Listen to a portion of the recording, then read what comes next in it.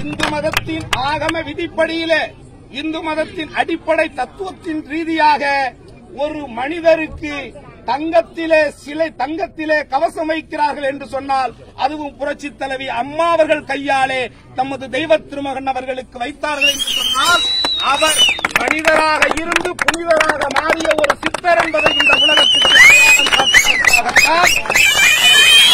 சொல்லித்தார்கள். அப்படி லட்சோப மக்களுடைய மனதிலே கடவுளாகவும் ஒரு மிகப்பெரிய தலைவராகவும் அவர் மறைந்தும் கிட்டத்தட்ட 60 ஆண்டுகளை கடந்து இன்றைக்கும் இங்கே இருக்கக்கூடிய மக்களுடைய நெஞ்சங்களிலே, மூச்சிலே, காற்றிலே, உடலிலே, ரத்தத்திலே கலந்து இருக்கக்கூடிய எங்கள் தேசிய தலைவரை மீண்டும் ஒருவன் அவமதிப்பான் என்று சொன்னால் நான் வார்த்தையில் பேச மாட்டேன். யாராக இருந்தாலும் சரி, இங்கு இருக்கக்கூடிய உளவுத்துறை அதிகாரிகள் கவனமாக இதை அரசுக்கு எடுத்துச் செல்ல வேண்டும். மீண்டும் மீண்டும் தொடர்ந்து இந்த ஈனச் செயலை செய்யக்கூடிய ஈனப்பிறவிகள் யாராக இருந்தாலும் அவர்கள் உடனடியாக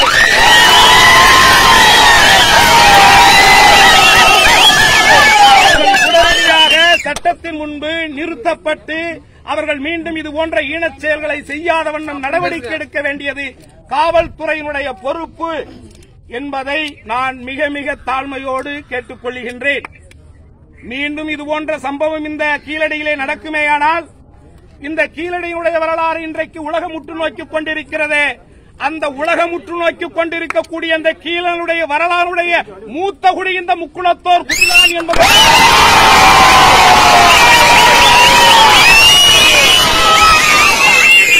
அதற்கான காரணம்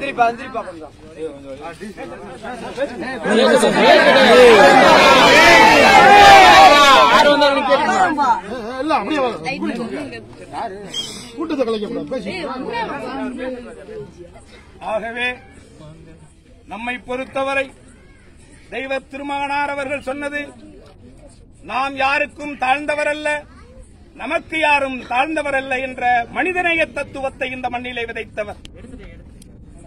57 ஜாதி கலவரம் தென் மாவட்டங்களிலே நடந்த பொழுது, இதே மதுரை திருநகர் வீட்டிலே அவர் பத்திரிகையாளரை சந்தித்த பொழுது அவர் சொன்ன வார்த்தைகள் என்ன தெரியுமா? தாழ்த்தப்பட்ட சமுதாயத்தினுடைய உடம்பிலே இருந்து ஒரு சொட்டு ரத்தம் வழியுமேயானால் அதை செய்யக்கூடிய காரியத்தை செய்யக்கூடியவன், அந்த துஷ்டகாரியத்தை செய்யக்கூடியவன் என்னுடைய இதயத்தை பிளந்து என்னுடைய இருதயத்தை வெளியிலே எடுப்பதற்கு சமமானவன் என்று சொன்னவர். அப்படி மனிதர்களை மனிதனாக மதிக்க வேண்டும், ஏற்றதாழ்வு இருக்கக்கூடாது என்கின்ற உத்தமமான மனிதநேய சிந்தனைகளை இந்த மண்ணிலே விதைத்த ஒரு புனிதர் பசுமன் முத்துராமலிங்க தேவர். அவரை பற்றிய அறிவு இல்லாமல், அவரை பற்றிய படிப்பில்லாமல், அவரை பற்றிய எந்தவிதமான நற்செயல்களும் புரியாத காவாலிகள் தான் இதுபோன்ற ஈனச் செயல்களை செய்து கொண்டிருக்கிறார்கள். தொடர்ந்து இதுபோல் செய்து கொண்டிருக்கலாம் என்று நினைக்கிறார்கள். இது இறுதியாக இருக்கட்டும் என்பது என்னுடைய சிறந்தாழ்ந்த வேண்டுகோள்.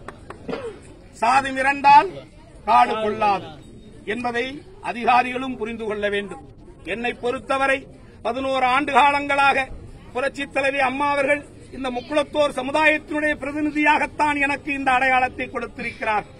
ஆகவே கட்சிகளுக்கு அப்பாற்பட்டு எந்த ஒரு திராவிட கட்சியோ தேசிய கட்சிகளோ அவர்களுக்கெல்லாம் அப்பாற்பட்டு ஒட்டுமொத்த இந்தியா மட்டுமல்ல உலகத்திலே எந்த மூலையிலும் நான் சார்ந்த என்னுடைய முக்குளத்தோர் இனத்திற்கு ஒரு பிரச்சனை என்று சொன்னால் அந்த இடத்திலே இந்த கருணாசுடைய குரல் ஒலிக்கும் என்று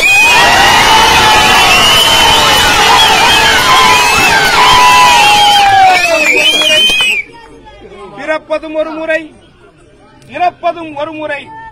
அந்த பிறப்பும் இறப்பும் நாம் சார்ந்த நம் இனத்திற்காக இருக்கட்டும் என்று எத்தனையோ இளைஞர்கள் எனக்காக காத்துக் கொண்டிருக்கிறார்கள்.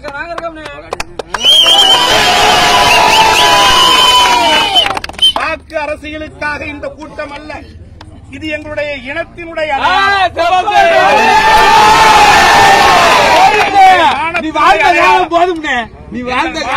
அடையாளம். மானம் போய் உயிர் காவலா என்பதுதான் என் தெய்வ திருமகனார் எங்களுக்கு விட்டிருக்கக்கூடிய கேள்வி. ஆகவே மானத்தை விட இந்த உலகத்திலே எதுவுமே கிடையாது என்று தன்னை நம்பி வந்தவர்களுக்காக, தான் கொடுத்த வாக்குறுதிகளுக்காக தன் உயிரையே மாய்த்துக் கொள்ளக்கூடிய ஒரு கூட்டமாக இன்றைக்கு உலகத்திலே ஒரு கூட்டம் இருக்கிறது என்று சொன்னால் அது நானும் நீயும் சார்ந்த இந்த முக்குளத்தோர் கூட்டம்.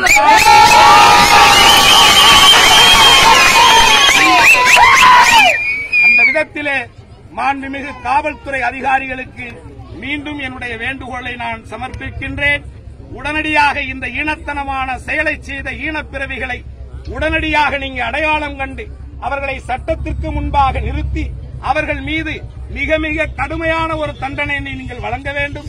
அப்படி செய்வீர்களேயானால் தான் மற்றவர்கள் இதுபோன்ற ஈனத்தனமான செயலை செய்வதற்கு